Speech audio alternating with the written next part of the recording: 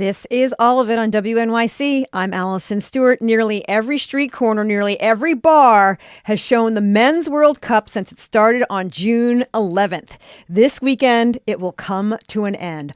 And all eyes will be on New Jersey and New York this Sunday when the World Cup final takes place in East Rutherford. We already know one team who will be in the final. Spain beat France yesterday in Dallas to advance. And today at 3 p.m. in Atlanta, Argentina faces England in what is expected to be a fierce competition. Luke Green is an All of It producer and our resident soccer fan. He's here with me now to recap the World Cup so far and to look ahead to Sunday's final. Hi, Luke. Hi, Allison. It's the most wonderful time of year. I'm excited to be here. As a soccer fan, how have you experienced the tournament so far? Well, it's interesting because I was a little worried about this tournament before it began, just because I didn't necessarily feel that New York and the country was necessarily ready for the tournament, just because, the Knicks were happening, everyone was really focused on it, and yet the World Cup was around the corner, and there was all the controversy about Penn Station being opened or closed, and, how are people going to get to the stadium? So I was a little nervous about that, and then the politics as well. But it's just been so amazing. I mean, just the idea of the World Cup, all the tension being here in America, cultures from around the world coming to different cities. There's been hilarious videos, as I'm sure you've seen. I loved it. Yeah, it's just filled me with joy. And I like to think, as a soccer fan for a long time, I sort of tell myself that, we do a lot of theater on this show, and I sort of think of sports as like theater, but where the audience and the actors don't know what's going to happen. Like, you're showing up to these games and anything can happen. And we've seen so many surprises and shocks and moments. And really also some of the greatest players in the world are all playing at the highest level. So it's been a true joy, and I promise I've been working this over these past few weeks, but I've been watching a lot of soccer. It's true. Listeners, have you been enjoying the Men's World Cup this summer, or how have you engaged with the tournament? Who's been your favorite team or player to watch? Do you have a favorite game or moment so far? Call or text us now at 212-433-9692, 212-433-WNYC. And how has it felt for the U.S. to host the tournament, be one of the hosts? What impact has it had on our culture? Our number is 212-433-9692, 212-433-WNYC. Okay, the first semifinal happened yesterday. Spain beat France 2-0 on Bastille Day of all days. Oh, I know. What did you make of the game? It was very surprising because going into the game, the real consensus was that these are the two best teams. Yep. France and Spain consistently showed that they have the best players, they have the best teams, and this was sort of whoever wins this is probably going to win the World Cup. We don't know that for sure, but going into the game, pretty much everyone, I even wrote in my prep yesterday as we were preparing for this, I said France was going to beat Spain, and I just had it as a filler. And that was really wrong. Going into the tournament, I picked Spain to win because I thought they were the best team. But then the tournament began, and France was just turning it on. And, you look at their attacking players, they have 3 or 4 of the best players in the world. The coach is trying to figure out how he can fit all these people in. And they were just, I sort of call it like a Rolls-Royce team, like the athleticism, the slickness, everything was going their way. And Spain was just going kind of slow, pretty boring, not much was happening. And yet yesterday, it completely flipped. I saw all of these men holding their heads in their hands, watching it. Like watching France just kind of blow it. I know. They honestly, it's as a supporter of the U.S. team who blew it last week, France really blew it. It even in the first 5 minutes, you felt the energy was totally off. And that can happen in sports, in other things as well. You just, you think that you have it, everything comes together, and just on the day, the energy isn't there. Something isn't right. And really, they were completely embarrassed. And on Bastille Day, no less, which I felt bad for. But it is exciting for Spain because they've only made one World Cup final before. France has been in the last 2 World Cup finals. So it is nice to have a little mix-up, at least, for what the final match will be on Sunday. Yeah, the other semifinals taking place in Atlanta in just a few hours, Argentina and England. This has some extra meaning to it. Why is that? Yes, well, without going too far into it, the Argentinians hate the English. There is no way about it. You can look it up yourselves, but there is the history of the Falklands War in the 1980s, which seriously still stings for a lot of Argentinians in the country. I mean, if you want to go way back, England actually invaded Argentina in the 1800s. We don't have to go too deep into that. And then on the sports side of things, in 1986, the World Cup was in Mexico, and Diego Maradona was an Argentinian player. Mm-hmm. They played England in a knockout round, which was just a few years after the Falklands War, so it was really fresh. And Maradona scored what a lot of people, even if you're not soccer fans, probably will hear of, which is the Hand of God, which is an infamous goal in soccer history where Maradona actually scored a goal with his hand, which you're obviously not allowed to do. It was a handball, but it looked like he scored with his head. And there was no video review, and he celebrated it, and the goal counted, but obviously after the fact, it clearly struck his hand, and Maradona sort of gave a famous interview where he said it was the hand of God that hit the ball in. And that has lived on in infamy. So those three moments means that this game today, I promise you, is going to be just like 10 out of 10 box office, total spectacle. And the Atlanta Police Department has already said that they've had to increase security for the game because there is just a lot of tension there. And if there's drinking involved, it could set off, but it's going to be, as I said, a total spectacle for the neutral TV viewer. It's also going to be a big game for Lionel Messi. Yes, huge game. I mean, he's in his late 30s. This is probably his last tournament, and it could be a career-defining moment. I was surprised to know he has never played England before in a Argentinian shirt. And it's just a big moment for all these players. I can't describe to you how big of a game this is for Argentina specifically in playing England in a semifinal to go to a tournament. Messi already has a World Cup final to his name. But if he can beat England in a semi to go to another final, this would be the third of his career. It would just immortalize him more than he already actually is. And I would just say to all the people out there who are thinking about whether or watching or not, this could be the last game we ever see Messi play in a World Cup, and he's probably the best player of all time. It's like seeing Jordan and LeBron combined. Is how I would describe it. Like, it's that level of special, so you don't want to miss that opportunity. Luke, you're wearing a sweatshirt and it's 96 degrees because you're covering up what? Well, I do. I'm being exposed. I promise I'm not a homer here, but I do have an Argentinian jersey on.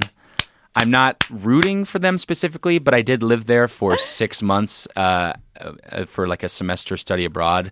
So I've seen the culture up close, and I don't know. I had to pick a jersey. I don't have an England jersey. I wanted to wear one to get into the spirit. Wearing this jersey, it does not mean I'm necessarily endorsing them, but I certainly enjoy their culture, their fans, their players, and I have a bit of nostalgia for that time I spent there. So I will be watching with curious eyes today. Let's say that. You tipped it by wearing a hoodie on 96 degrees. Buddy. I know. With the zipper all the way up. I didn't want to let it go, but there we go. I've been exposed. We've been talking about the World Cup final. It's taking place in Jersey this Sunday. We're previewing the final and reviewing the tournament with All of It producer Luke Green. We're also hearing from you. Let's talk to David on Staten Island. Hey, David, thanks for calling All of It. You're on the air. So just in contrast, I'm wearing my England jersey. Oh, right on, brother. So, Come on, England. I got my Bellingham. I am a New Yorker. I was a little skeptical. I'm actually a huge American football fan, but I just got caught up in all the excitement, all the tourists, and I woke up last Sunday and decided I had to participate and got a last-minute ticket to the Norway-Brazil game, which was one of the best sporting events I've ever been in, and to watch Holland play, to do the row, and then I was wearing red because I was rooting for Norway, but sitting amongst all the Brazilian fans from Brazil and enjoying was one of the best, sports experiences I've had. So I thank all the hosting to be done here because it really was made me connect and read that much more and understanding the formations and so much more about soccer that it's been a great experience. David, can I ask you as like a non-soccer fan, as you said, like American football fan, why do you think this World Cup or this, spectacle, as you said, of being at Norway, Brazil, why did it strike you so much? I'm actually a Jets fan, so I've been to MetLife many times. More excitement at MetLife for this. Yeah, a little more excitement than the Jets, but I think that just the enthusiasm and like everyone just painted and, cheering and the high energy of everyone and the international feel of everything. And it was such a party. I mean, I was wondering, why is there no parking? And the parking lot was filled up with all of the pomp and circumstance around it. So it was just like an elevated sports experience. And then to talk soccer and to really learn a whole new game and the strategy and watching it game after game, because I became obsessed with it. You know, it's like learning a whole new interesting sport, because before it was very boring to me. It's like, what's going on there? You know, you flip through the channels, and here now I'm understanding the press and the defenses. And when you watch the same team play differently over the course of the tournament, you learn a lot more about the game itself and the strategies too. Thanks so much for calling. This text is really great. It says, the World Cup has shown us all what the U.S. can be, should be, is, and always was, a place of welcoming, of unity, of being part of something bigger than ourselves, not just looking only to ourselves.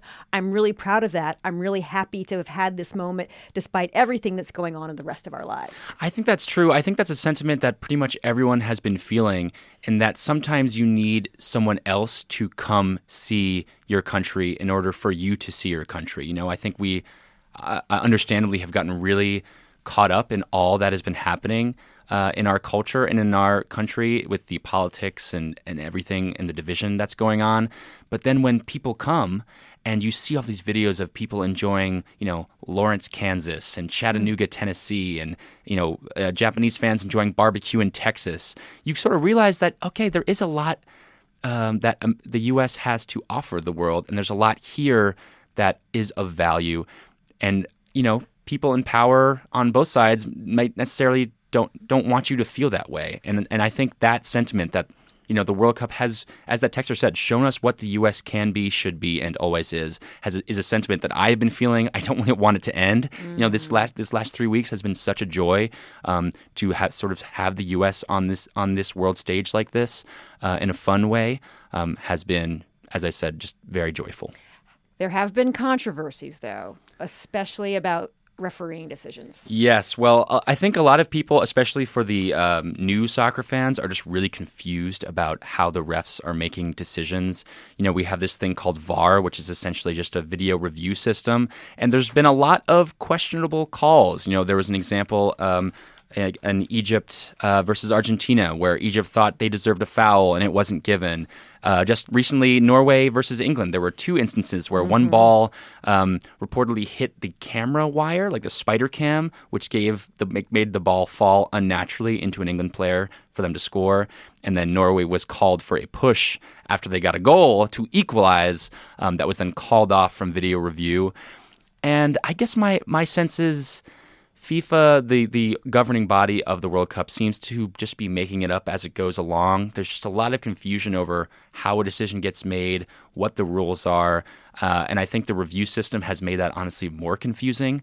So at the same time, you know, if your team loses, you're going to shout conspiracy. You know, I've been known to do that as well. It happens. Let's just hope that today and the final on Sunday goes with as little controversy as possible. Let's talk to Michael from Brooklyn. Hi, Michael. Thanks for calling All of It. You're on the air. Hey, thanks for taking my call. I've been in New York for the past 14 years, but I'm from Argentina. We moved there when I was 1 year old. I lived there for over 20 years. And I agree with your guest. There's been a lot of controversy. I think it's a lot of unnecessary controversy, especially against Argentina. I guess it's just how the cards were dealt. But I think to his point, it's a lot of new technology, and there was a lot of new rules that were introduced very recently, and there's a lot of confusion, I think, to his point. First of all, like your previous caller was saying, there like a lot of people are learning, especially in the States, are learning the rules to this new sport, new to them rather. But then also there's a lot of new rules that were implemented just for the World Cup, which I think was a mistake by FIFA. They should have, introduced the rules maybe a year ago or so at the club level, internationally, where the players and the referee and the fans were, gotten used to it. So I feel like they're those goals against Argentina, I think they were applied correctly, in my opinion, my unbiased opinion.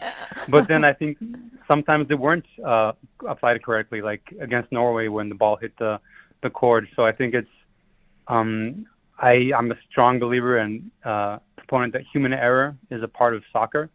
And I feel like a lot of South American and Europeans feel that. But I think in applying technology, you're trying to eliminate human error, and then that's ultimately not possible. Michael, thank you so much for calling in. A lot of people are watching this on Fox, but Telemundo, well, I think it's the place to go. Oh my God, as you can imagine. So I have been watching most of the games on Telemundo, not just because I like those broadcasts more, but just because I have Peacock, I don't have Fox. But I do recommend watching the game today and the final on Telemundo, because there's sort of a saying that, like, if a game is 0-0 on an English broadcaster, it sounds like it's about 20-18 on Telemundo, because it's just so exciting. The commentators are bringing the energy. Of course, we know the famous goal, etiquette, and I believe we pulled a few examples of this. Allison, if you want to set it up for us. Yeah, this is Messi's goal against Egypt last week. Let's start with how it sounded on Fox. On the way through, and can they line something up here, Argentina? Oh, it's gone in, it's 2-2, and who else? Lionel Messi, the saviour for Argentina. And here it was on Telemundo. No pudo Julián Messi!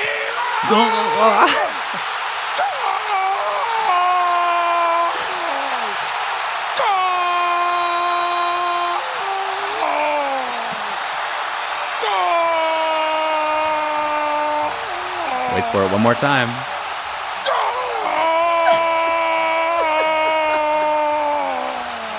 Maybe again.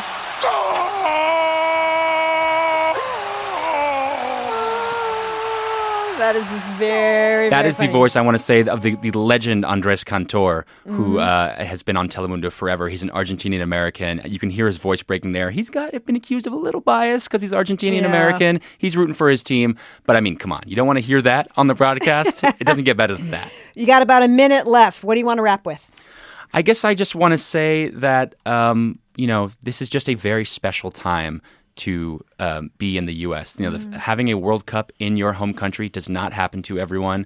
I like to think about that. I remember my life through World Cups. Like every 4 years, it's a marker of the progress that you've made, of the memories you've made. I can remember where I was in 2010 when Landon Donovan scored this goal against Algeria to send us to the group stage, 2014, and now here we are in 2026. So I guess my only thing that I want to say to people is just watch the final with people on Sunday. Don't watch it alone. Get out in the city, go to a bar, go to a park. It's going to be all over the place. The fact that the World Cup final is in New York, New Jersey, East Rutherford, if we're being accurate, but in our area is just so special. Billions and billions of people will be watching this. We'll be watching New York and New Jersey, and just live it up, people. That was All of It producer and soccer fan, Luke Green. Thanks for being with us, Luke. Thanks, Allison, and vamos Argentina.